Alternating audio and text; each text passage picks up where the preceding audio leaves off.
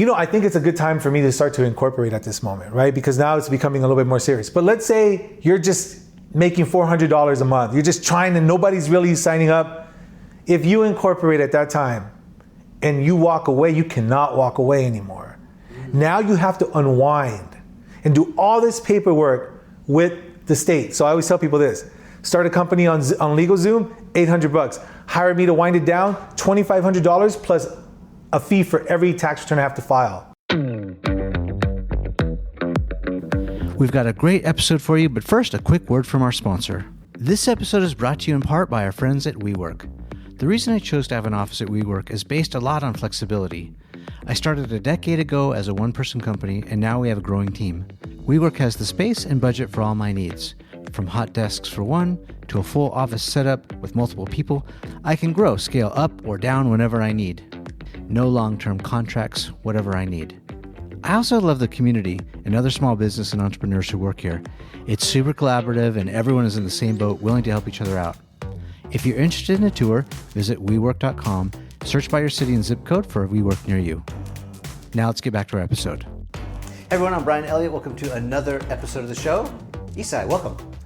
Welcome, thank you. I usually ask my guests, how did you get this job? Wow, do you want to hear the origin story? Yes, Okay, the origin story is basically when I was really young, 4 years old, my grandfather got a letter from the IRS and he was really freaked out. So my family's from El Salvador, they're refugees, but they were able to stay in this country because of Ronald Reagan. So they had refugee status. And so my grandfather had this letter from the IRS, and toughest guy I've ever met in my life, and he was scared. And so I told my grandpa when I was 4 years old, when I grow up, I'm gonna be an accountant. I'm gonna fight the government to protect my grandpa. And so I always had this advocate way of being. And so I actually grew up to be a tax attorney, and I fight the government, tax court, and audits and litigation, and that's sort of what I do. So that's where I got this sort of desire to be a tax lawyer. That's awesome. What was he afraid of? Was the IRS coming for back taxes, or did they say, hey, there's a discrepancy and we might want to do an audit or something? What was the deal? That's the interesting thing, right? So they didn't speak English. They had no idea what the letter was from. They had no idea what the government was coming after them. It probably was just a balanced due notice, but it was enough to freak people out, And I think when people get these letters, it scares the heck out of them, whether you're a doctor, you're a lawyer, or you are just someone who works a 9-to-5 job. Yeah.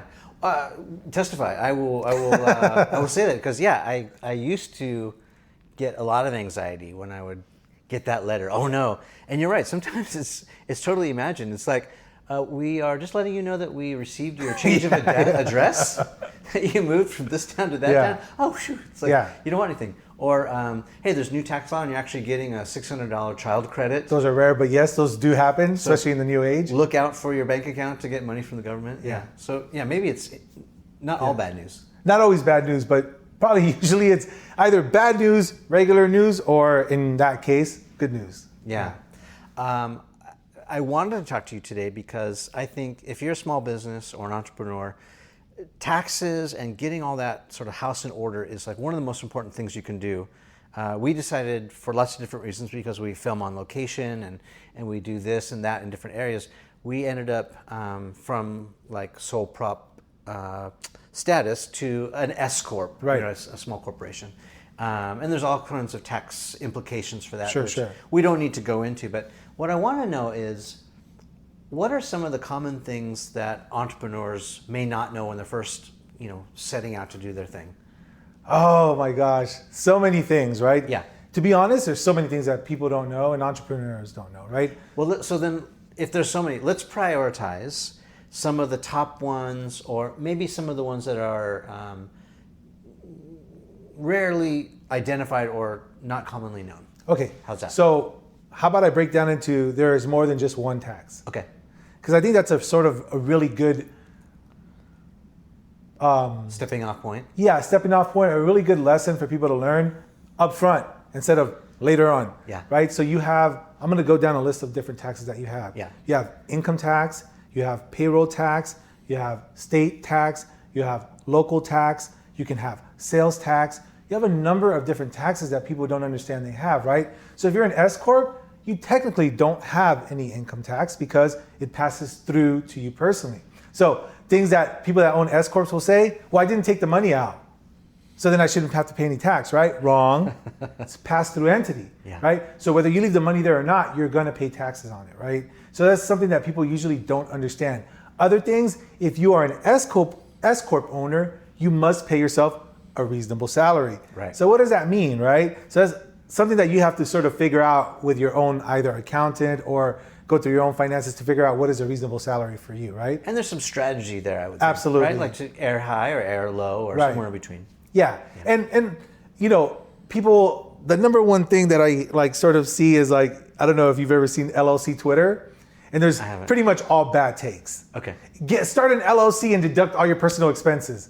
Oh, that hurts my soul. Yeah. Because that's how people get in trouble, right? So they'll read something on Twitter or they'll see something on TikTok and somebody's saying like, you know, if you start an LLC, you can do all these things. And I'm like, no, you can't. You can't do that, right? Like you have to have ordinary and necessary business expenses. Yeah. I mean, it can be confusing, one, because there's misinformation or maybe people who are misinformed. Yes, yes. But at the same time, you have people like Elon Musk saying, I just sold all my possessions. I'm moving into a house that costs $50,000. Right. At the same time, I think he paid the most income tax in U.S. history, which is like $11 billion this year. Yep. But I was listening to a podcast, and they're sort of calling him out because they're like, well, wait a second, Elon, because last year, and even the year before that, you paid $0 in income tax. Right. So what's the deal? And so ordinary people like you, like me, are thinking, I'm getting the shaft. It doesn't feel fair. Right. Yeah.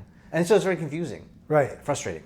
Yeah, I think sometimes what people don't understand is like the way that is structured is like there is another system for a different set of people. Yeah. Yeah.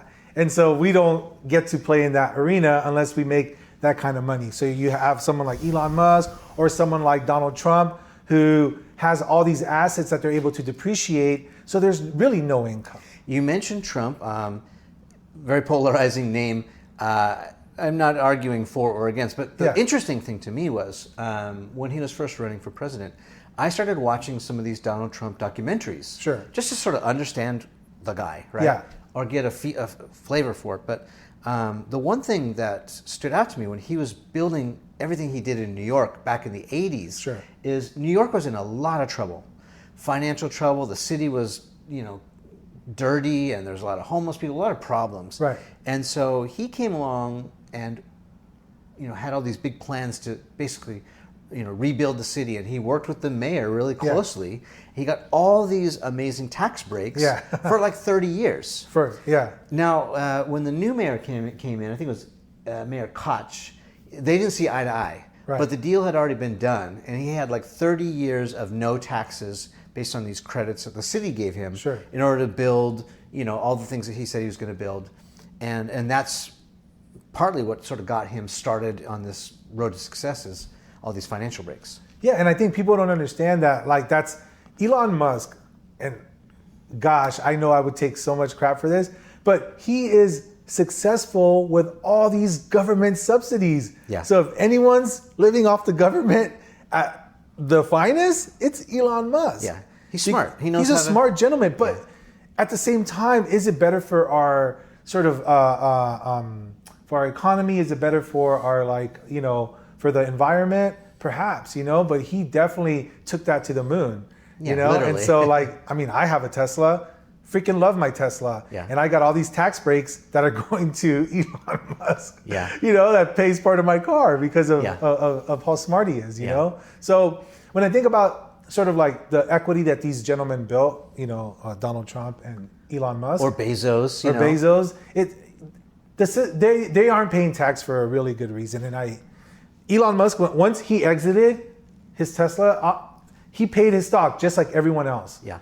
So he paid tax, paid for the stock, and that is the way the system works, right? So he doesn't take a salary, he lives off his other stuff, and that's what it is, So if we can live off whatever other stuff we have, then that'd be great, But not a lot of us can. So how about the rest of us? So what should we be focused on? So you talk about understanding there's multiple layers or categories for taxes. Fine. Right. What's next? So I think it's important. So we come from entrepreneurs and small businesses. Here's the way I look at starting, right? So we'll go from the starting point is, do not incorporate, do not go through all the paperwork until you know this is what you want to do. For example, you want to, and this is, I'm a lawyer, so I'm saying this from like experience. Let's say you want to start, you're like, hey, like pandemic, all these buildings are opening back up. I'm going to open up a janitor sort of service. All of a sudden, you have a couple people calling you. You went from making a couple $1,000s a month, you're at like 8,000, right? All of a sudden, your business is starting to grow. Yeah, and you see it growing. You're adding people. And you're like, okay, I think it's a good time for me to start to incorporate at this moment, right? Because now it's becoming a little bit more serious. But let's say you're just making $400 a month. You're just trying and nobody's really signing up. If you incorporate at that time and you walk away, you cannot walk away anymore. Now you have to unwind and do all this paperwork with the state. So I always tell people this: start a company on LegalZoom, $800. Hire me to wind it down, $2,500 plus a fee for every tax return I have to file. So all of a sudden it costs you $800 to go on LegalZoom. Total LegalZoom is totally fine. There's nothing wrong with it. But now you want to unwind, that's going to cost you a lot more money. So I always say, be mindful before you incorporate, before the LLC, before the corporation. Be mindful that you know that this is something that you want to do for a period of time. Yeah, I'll even say before LegalZoom, I spent $23 at the county clerk's office to file my fictitious your DBA, name statement. Yeah. $23. I was in business. I took that to the bank, opened my business bank account, and I was a sole proprietorship. Yeah. And the sole prop is cool. You can do that. That's a good idea. $25. Yeah. So that's a good way. Save money, skip the $800, go the $25 route, and that is exactly what I think is a great idea. Unless you're doing something that has a lot of liability, right? Then that's a different arena. Yeah. But if you're doing something that you're just trying to figure out whether you want to do this, that's the route to go. You know what? And I'll throw in my 2 cents. I am not a lawyer, but I am a practitioner. Yep. And I'll tell you from my experience. So in the beginning, I was doing a lot of photography. And what I did was I just got a general liability insurance policy. Yeah. I think it was like $40 a month. Pretty reasonable for what I was doing as a sole prop. And I had a GL insurance policy that covered me up to $2 million. That's crazy. That's so good. And that's, if someone slipped and fell, or someone got hurt, something fell, or if something got stolen, I was covered up to $100,000 in my gear. And I'm telling you, for $40 a month, I was in business doing, real legit stuff. So you're right. You don't have to spend a ton of money at first. Right. I think that's great advice. Yeah. And I think the next thing is, once you start you're operating in business, is make sure you have like everything else in order, which would be like the bookkeeping, the accounting, the legal. Yeah. And this could be de minimis. You don't have to hire like a firm to do everything, but you want to make sure that you have that. So this is what I tell people. If you operate in this country, you must file a tax return. This isn't optional, right? For the federal government, maybe the states have something where if you don't make a certain amount, I don't know what every state does, but in our state of California, if you incorporate, you must file and pay the $800 plus whatever else you make over that amount, right? If they require that. So I always tell people, like, make sure you have that in order, because a lot of people, remember, thousands of clients under my belt and talk to hundreds of people on the phone, and people will say, well, I didn't make any money, so I don't have to file. I'm like, where did you hear that? That's not true. You're going to get that letter that your grandpa got. It's going to be bad news. Yeah, 5 years you haven't filed. So that's 5 years times 800, 4,000 plus interest, plus filing those 5 years, plus having to pay me to file those 5 years where you didn't do anything. So all of a sudden this turns into a nightmare. Yeah. And so people are just like head in the sand. They don't want to operate anymore. Yeah. I'm sort of guilty of that. I will admit that I'm so busy, in my business. I don't spend enough time working on the business. Yeah. But it's one of the reasons I wanted to bring you in, because I think a lot of people who are watching can probably relate. It's like we're hustling out there. Yeah. We're getting new clients. We're making stuff. We're making videos and TV commercials and documentary films. And it's like, oh man, I got a shoebox full of receipts. Yeah. I haven't filed anything. Got to get caught up on my tax return. It's just not what I do well. So I respect guys like you who help me get my house in order. Right. Get it dialed. Yeah. And I think that's probably the other part where now we talked about accounting, we talked about legal, then the other part is tax. You got to file your tax return. Yeah. So you got to do all this stuff, right? That's just to stay in business, right? Like that's before you even have to go make money to stay in business. You have to have all that stuff in order. So I think it's really important for people to understand that. Yeah. And the codes always seem to be changing. There's like always something new. Yeah. And how do I keep up with that? We try our best, to like update our people with different things as they come up. but it is sometimes like a moving target. You know, you benefit this way, you don't benefit that way. So it's really hard. Plus, you have to do that with each different customer has a different way of responding to the things that you tell them. Some customers are like, cool, where do I write the check? Other customers are like, oh my gosh, this is what I need to know everything about it. And some customers are like, yeah, whatever, you know, like, yeah. Okay, I'm taking a deep sigh because there's a lot I want to ask you. So there's a lot of accounting options out there. Yeah. I used to be on QuickBooks, then I tried Quicken, and then I tried this and I tried that. Right. I know you got your own proprietary thing called SyncBooks. Yeah. But like, what's some general recommendations about bookkeeping? How do we keep it straight? How do I throw that shoebox full of receipts away? I think so that shoebox, okay, so there's always this answer in all these different softwares, and I've gone to Twitter battles with other people about what they think, right? So that shoebox, in my opinion, is something that you should always save. Okay. In my opinion, for at least 3 to 6 years. Okay. Depends how, I mean, I'm just giving you best practices, not 3 years is probably good practices, 6 years is probably best practices. Okay. For a couple of different reasons. But there's all these other options. Take a picture, upload it with these different apps and things like that. Okay, yeah. That becomes tedious if you have stuff all day. I'm just telling you, like, doesn't matter how good you are. Oh, I know. Yeah. If you're like, you go here and then you go buy some equipment at, like the camera store, then you go have a meeting with a client for food. Yeah. And then you order some stuff on Amazon. All of a sudden you're admin. Yeah. Well, and then we flew to New York to meet with Gary Vee and shoot. And right. We did that. It's like, and then we went to dinner. Was that a business meal? Was that, Right. So it becomes this whole thing. So Yeah. in my opinion, it's good to just save the shoebox, right? Yeah. And in your ledger, when you're doing your bookkeeping, you just, you categorize it and you create a CYA file, which I hope people know what CYA is. You're a small business entrepreneur, you better have a CYA file for everything, right? Yeah. So you just save it, right? I had someone who, gosh, I was very surprised at some people raise money and they're not very too in tune with the way things actually work.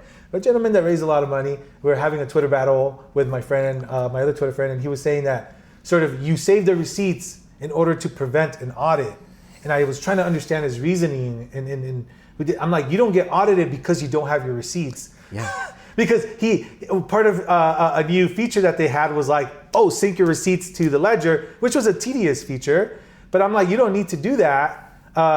You only need it if you get audited. Otherwise, or if you're doing some other stuff within your own team. That again, those are internal things, but you don't need it to. You just categorize it and that's it, right? Yeah. So I think, when I think about like what you need, it's like all you need is if you look at the IRS Internal Revenue Code, under 5 million, pen and paper is good enough. So all of us, QuickBooks, SyncBooks, we are all high-end quality Excel. It's overkill. Yeah, we're Excel. Yeah. Right? And so I could do all the work of all these companies on Excel, just like I could do my own work in Excel. What we do is we make it easier to flow. Yeah. Then we create different sub-accounts and all these different things. It's automated, sync to your bank account. Yeah, sync to your bank account. Yeah. We do all this stuff. But at the end of the day, it really is a very advanced Excel spreadsheet. Yeah. Everything, pivot tables. Yeah. So if you're good on Excel, and you can get that, you can make it work any way, right? So, and if you got a family business, your wife's making all the money. Yeah. You can be the guy who puts in all the data, and it can be your job, and you just go to town. Yeah, and that's sort of where I got to be where I'm at today, was submitting my Excel spreadsheets to the IRS Chief Counsel. Okay. And then looking at my Excel spreadsheets and saying, damn, Isai, this is really good. Yeah, and before my audits would take so much time. Now, I would give this paperwork to the IRS or these Excel files, and they'd be like, check this out, Isai, what I'm going to do is we can be done for today. Remember, this used to be hours. Yeah. 20 minutes in, they'd be like, you can go home today. What we're going to do is we're going to sample a couple of 100 transactions, and if everything matches for these 100, because it's thousands, right? Then we're just going to give you credit for everything. We're not going to challenge it. It was that good. And then it just kept happening. Now, I had a system with all the IRS agents. They kind of just knew what I was doing, and they were just happy with it. So that's where my startup origin story comes from, where I was like, why don't I just do this? Yeah. Because this is good enough for any of these softwares are good enough. So why don't I just do one that basically syncs the P&L to the tax return? SyncBooks, right? Yeah.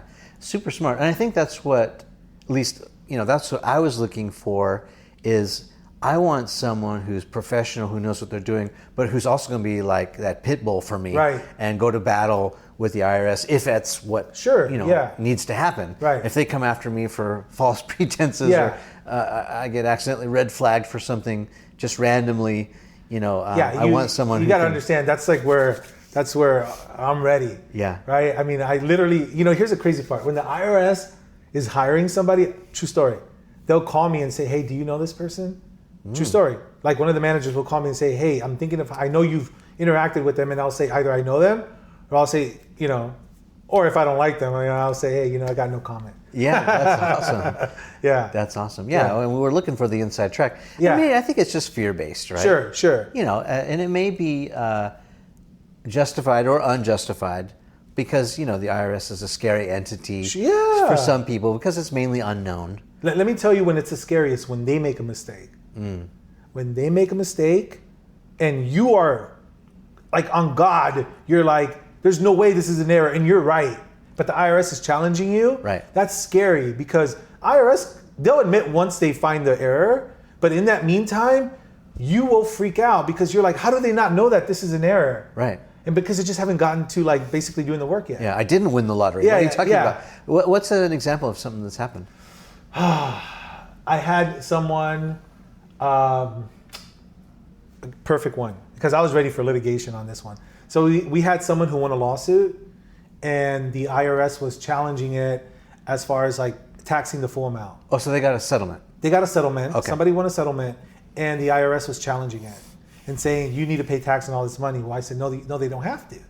Because this rule says that you can take off a part of the money, only this part of the money should be taxed. Oh, so they were taxing the gross, not the net. Not the net. Okay. Because there's new rules where you can tax the gross, right? So, but for this particular case, you cannot tax the gross, right? And so I'm going against somebody that I'm cool with on the other side, and he's challenging me.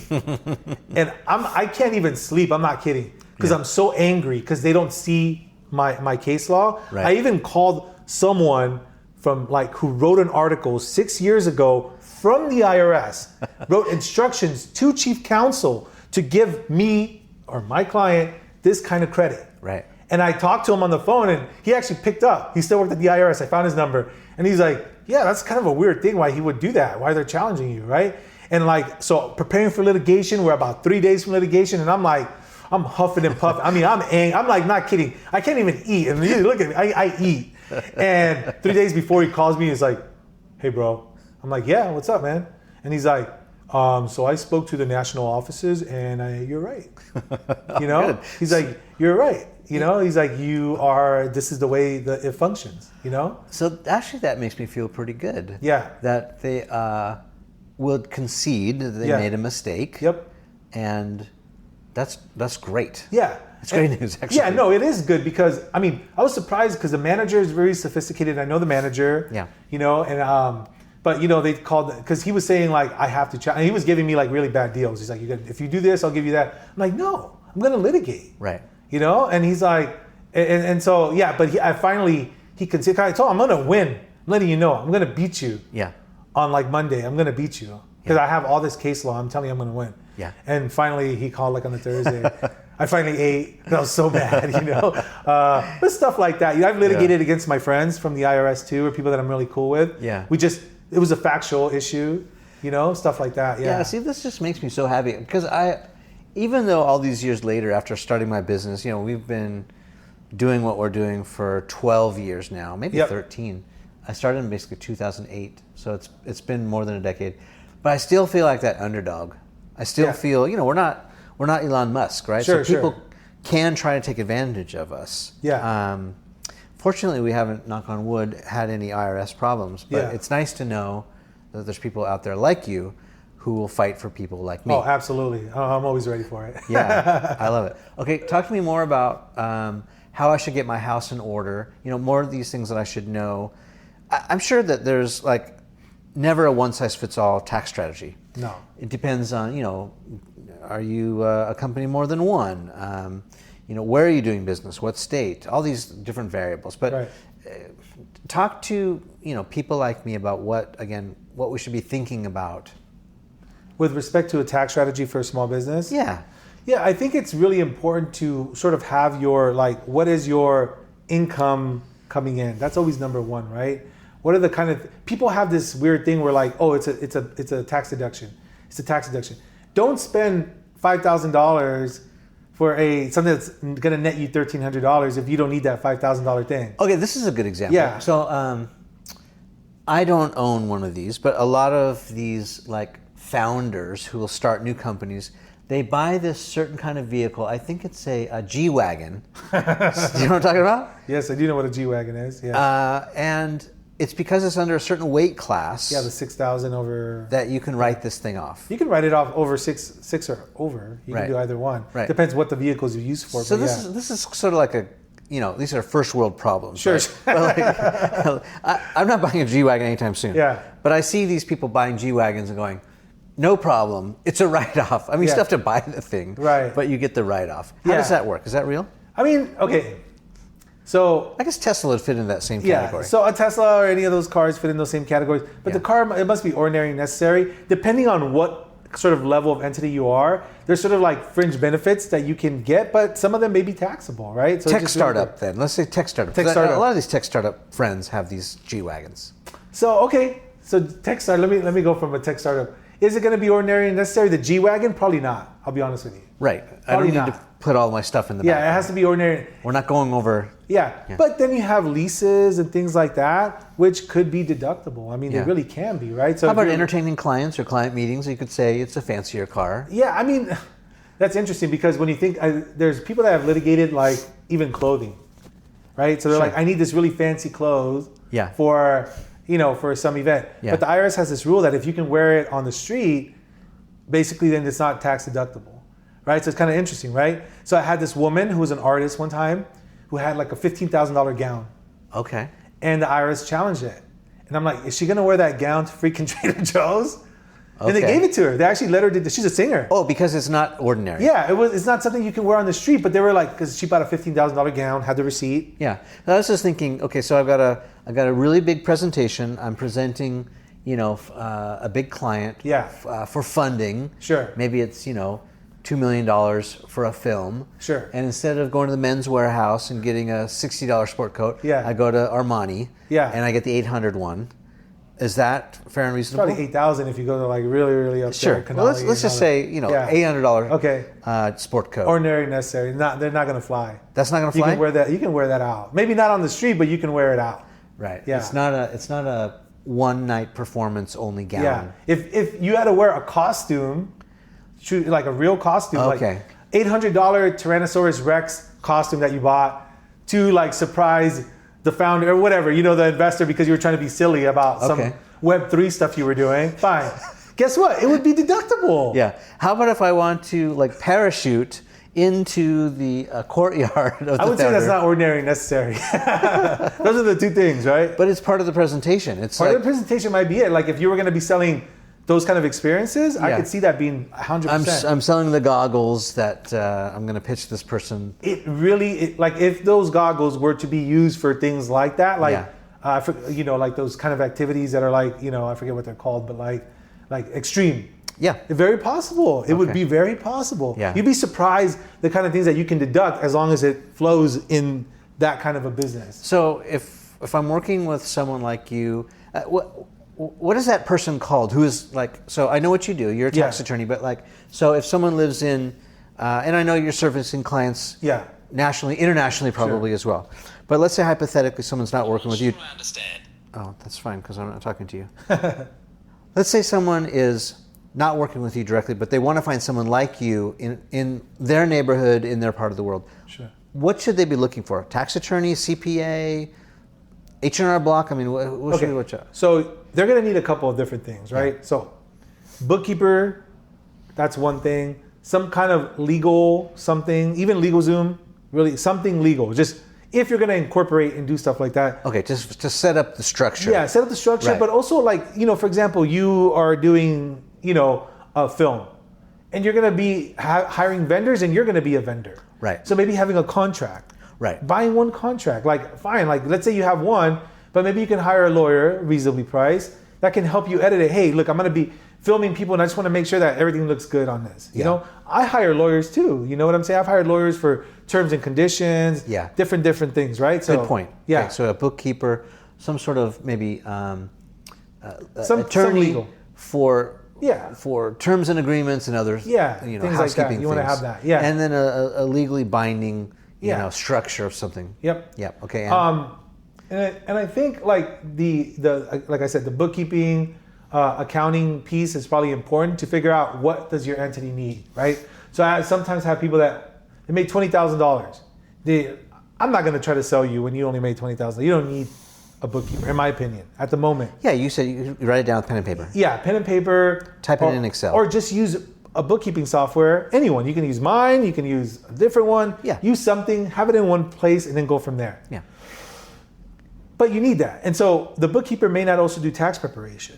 So Right. so those are two different things. That's or they been can my be the same. experience too. A Yeah. bookkeeper just keeps the books. Yeah, for some, right? So some are different. Some CPA firms do everything. Some bookkeeping firms do everything. Some Okay. tax firms do everything. Just kind of depends where you're at in the arena. But you want to know if that person's going to do it for you at the end of the year. Because if they're not, you want to know that right away. Because you don't want to be scrambling Yeah. for your tax person. Because right now, I can tell you, all my friends, accountant, tax lawyer, swamp. Right. Swamp. Yeah. Everyone is swamped. Hey, do you want this client? Double the price? Can't do it. Yeah. Don't have any room for them. Yeah. Until when? Is it April or May? No. I mean, people have been swamped since like June. Oh wow. Okay. Like all my friends. Hey, are you taking new clients? What do they need? Oh, this is only a couple $1,000s? I'm good. Right. It's crazy. Yeah. Right? And why is that happening? Because of what happened with the pandemic and all these government programs and all these different things where it's kind of become like this really hard thing. Have people hire me for $1,000 an hour. Wow. I'm like, I'm going to play golf. I'm going to hang out today. Hey, I need to see you right now. We in my private practice, I bill at $500 an hour. And so I'm like, can we wait till Tuesday, Saturday morning? And I'm like, I just want to play golf. I really had, I was like really excited. Yeah. The kids were gone, wife was gone. Yeah. And the guy's like, how much is it going to cost me to meet you right now? I'm like, he's like, I'll pay you $1,000 an hour to review my stuff right now because I'm free. He couldn't sleep. Yeah. He called me Saturday morning, 7 a.m. Yeah. Right? So it's a crazy time. So when you're thinking about hiring professionals right now, it's start sooner rather than later. Get ahead of it. Yeah, get ahead of it. So you're gonna start your business, find your bookkeeper, find your accountant, find your tax person, find your legal person. It's something that's gonna be very important. So you gotta get all that in order. Okay, more to it. So how do we vet that person? How do we know if they? Okay. Easy. Use stuff like Yelp. Okay. Use stuff like Google, like reviews. Use stuff like that. Talk to them, feel them out. Like, I'm good at talking to people because of how I grew up, right? I have 4 degrees, right? I have 2 law degrees. I have 2 graduate degrees. People in my arena do not talk really well with other people. They're really awkward and they make people uncomfortable sometimes, right? Yeah. And so I have where I can talk to people and be friendly and all that stuff. Yeah. So you go, as I'm hearing this more in the professional setting, if you vibe with someone, Yeah. that's going to be the kind of person you want to work with. Okay. Look at the reviews. You can see when they don't respond to people. People are like, this person is awful. They took my money, then stopped responding to me right away. You don't want to work with someone like that. Look, everyone's busy. I get it. But you'd be surprised how many people hiring me right now saying, I've been dealing with this bookkeeper that literally took my money and hasn't called me back. Yeah. Yeah. Bummer. Yeah, total bummer, you know? Yeah. Yeah. This is great. Good advice. What else you got? So, I think like when I think about like what people are doing right now, it's a good time to start a business. I was reading this article from, I think it's pipe.com. They have this thing where I think they look through your revenue and then they give you a loan, right? So we've had the highest the highest small business growth ever recently. Yeah, and they're predicting from 2022 to the next couple of years. What is it, like 18 million new small businesses? Yeah, it was insane. I mean, it's almost like what happened during the recession. Yep. 2008. That's right when I left. I cut the cord to my big job at the studios. Yep. I jumped out there. I had no idea, by the way, Yeah. that the recession was coming. Sure. I, like an idiot, jumped out of a perfectly good airplane Yeah. without a parachute, but it worked out. Yeah. But yeah, it's happening again. Yeah, and so like when you see that, you're gonna have so many people that are gonna need so much help, right? Yeah. There's a lot of resources out there. So I would always say, as I teach my students as a professor at Pepperdine, Gosh, just start at Google. Google is such a great tool. Google stuff that you don't know. I teach my employees, Google stuff you don't know. Yeah. Right? It's like there's such a huge learning lesson in like how to start a business. Oh yeah. Yeah. How to do payroll. What does all this stuff do? There's all these like little resources that are really helpful. Yeah. There's people that are trying to, in a good way, monetize that to like sort of help you start from A to Z. Yeah. And Z being the actual time that you launch versus A to Z being this, start, incorporate. No. That should be at Z. Yeah. Right? You're preaching to the choir. I go to YouTube for everything. Yeah, YouTube. Yeah. You want to fix something? Go to YouTube. How to trim my dog's nails and how to start a business. And right. It's all right there. Yeah. So there's that's legit. Yeah, it's a huge learning lesson. So for me, it's like, do your research, do your own research before you go anywhere. Be mindful of the people that are trying to sell you. Because once you start researching, a lot of people are going to find your email from you, maybe requesting a tutorial or something. Yeah, or registering your company. And people are going to blow you up, try to sell you stuff. Be mindful. Some are good, but for the most part, my experience has been not very good with people that cold call you for trying to sell you stuff. Yeah. Be mindful where you spend your money. Yeah. It's even myself as a lawyer, I've been burned before hiring companies that didn't do. I've hired lawyers that were awful. Yeah. I hired a trademark lawyer that was terrible. Yeah. Then I went to my other friend. It's a great trademark lawyer. Yeah. I know a guy too if you need a referral. Yeah, exactly, right? So I have some of my own advice too, just from my own experience, which is, I think it's really important to know what you're good at and what you're not good at, and to delegate to the experts. So you and I have had a lot of discussions off camera, and I have admitted, and it's obvious, that I'm not good at bookkeeping. I don't like bookkeeping. I would rather delegate that to the professionals. Sure. You helped get me set up on an automated system. It's working great. It's synced to my bank account, the P&L, and it's working beautifully. But I think if I could give some advice from this side of the fence, it would be get real with what you're good at, what you're not good at, and it's generally good business advice too when you're building a company, which is if you can hire someone to do the job that they can do to free yourself up to do the other stuff. That's how you grow a business. That's how you find profitability. You find people who are great at what they do, little experts, and then off you go. Yeah. So bookkeeping, tax law, structure, articles of incorporation, I just want to push it off my plate and give it to It's the same reason I don't mind at all paying for someone to change the oil in my car. Yep. Can I do it? Yes. Is it a pain? Absolutely. Do I love doing it? No. So the same thing with my taxes. I would rather just give it to an expert so that I can sort of set it and forget it. I think that's what people don't understand sometimes. It's kind of like, I know people that are doctors, lawyers, and their books are a disaster. Yeah. Right? And I'll tell them, I'm like, hey, what's going on here? And they're like, I'll be honest with you, dude, like, no idea. I saw what the other guy was doing, and I just kept doing the same thing. Yeah. And I'm like, you made like $4 million, and this is awful. And they're like, yeah. Yep. So I'm like, why didn't you hire someone? They're like, not only did I hire them, they screwed everything up, and then I screwed it up worse. So I think it's really important when we're talking about vetting is hiring people to do those things, because guess who never hired me as a tax lawyer? Is people that had a good CPA or a good bookkeeper. I can tell you, I've done probably a couple hundred audits in my career, like face-to-face with the IRS. I've had maybe 2 audits from CPA or a good bookkeeper where the person was there from the beginning to the end, where the books were not wrong. And one actually got a refund of like $30,000, And so it's rare when you find a good teammate that you're gonna have those issues. And if those issues come up and they stick with you, I guarantee you're not gonna have any issues. Which is why when I do my work, I guarantee audit protection, because I know my clients are not gonna get audited, and if they do, work's teed up. We're ready to rock and roll. You know what I mean? Mm-hmm. So that's sort of what makes like a lot of the stuff that I do different, because I already know. I'm coming from worst case scenario already, right? Mm-hmm. So, yeah. But is there anything informationally, like value-based information, that we should talk about before we conclude? No, I think your questions were like literally, they couldn't have been better, I'll be honest with you. Because anything else that I talk about is going to be just boring accounting, stuff that nobody gives a shit about, right? What they care about is hiring someone like me. Yeah, how do I not get audited? Yeah. 3 things, right, that I've found. I've gotten in front of hundreds of people over the last few months. I got to tell you, everyone was like, when I first started, all these idiot VCs that were like, just wanted to fill dead air, were telling me, no one's gonna switch from SyncBooks to QuickBooks. From QuickBooks to SyncBooks. And I was like, they're smart people, and I'm like, I believe them. So I'm like, okay, that makes sense. But then I was like, I believe that. So I actually put those people out of my view, because I'm like, well, out of my arena, because I'm like, they're not gonna sign up, so why would I waste my time?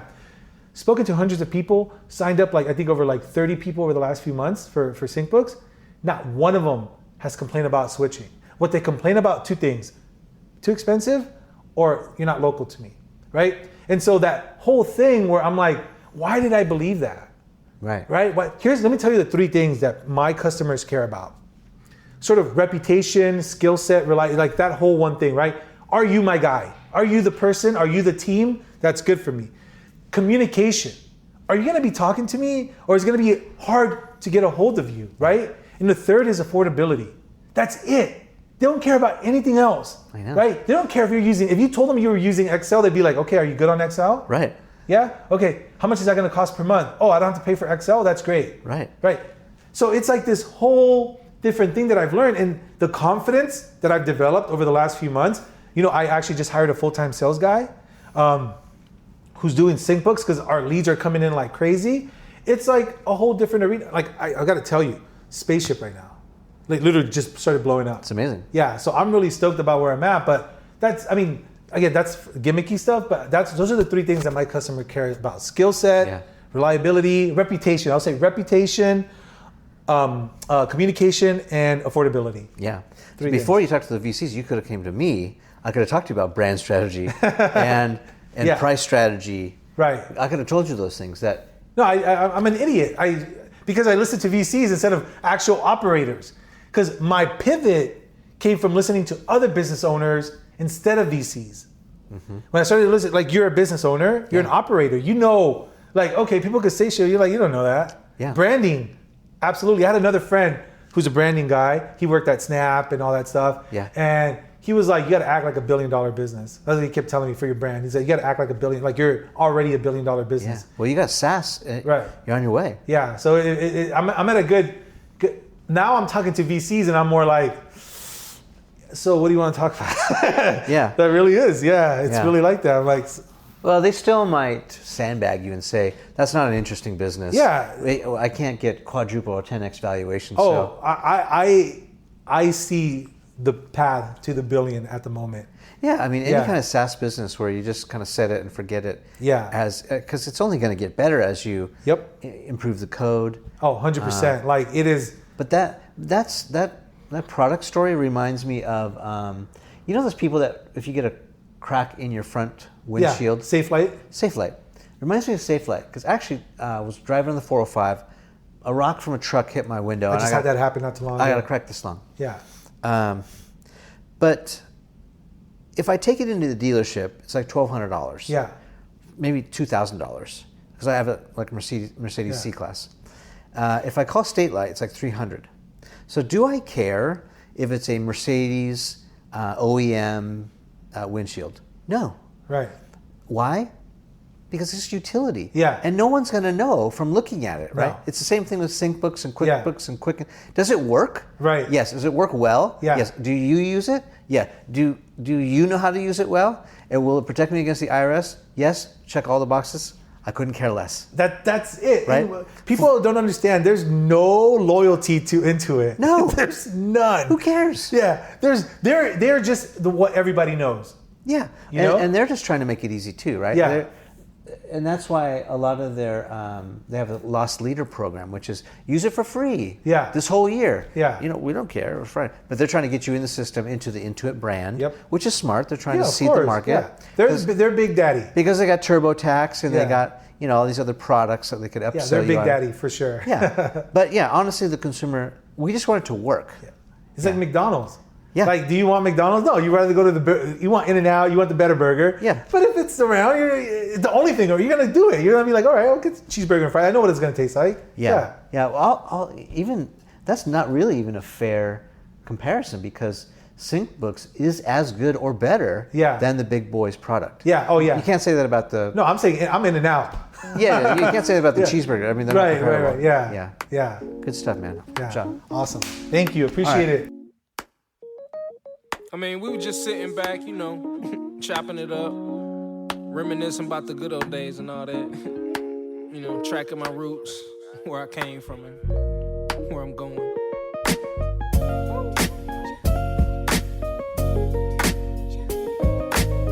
But like I say, man, always said it. It's not about the destination. Nope.